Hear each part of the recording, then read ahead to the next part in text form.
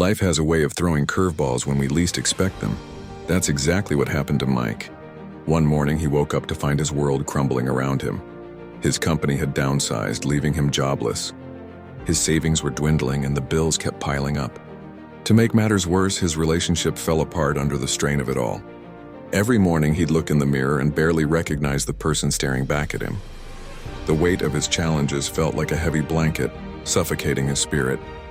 Some days, he couldn't even get out of bed, wondering if this was all life had in store for him. The darkness seemed endless and the tunnel had no light at the end. But something inside Mike refused to give up. Maybe it was stubbornness, or maybe it was that small voice inside telling him he was meant for more. He started small, just getting out of bed became a victory. Then taking walks in the park, letting his mind wander and dream again. Each step, though tiny, was a step forward. One day, while sitting in a coffee shop, he started writing. Not just random thoughts, but a real plan. He remembered his passion for teaching others about technology, something he'd always done informally at his old job.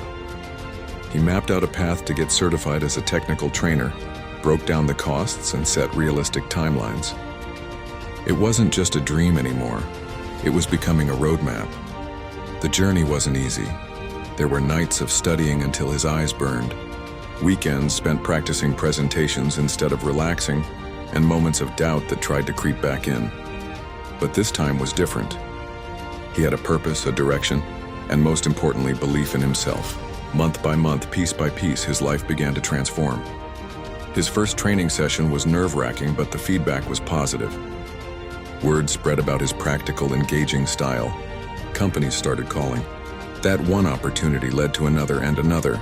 Today, Mike runs his own technical training consultancy, helping others transform their careers. But more than the professional success, he found something more valuable. He discovered his own strength.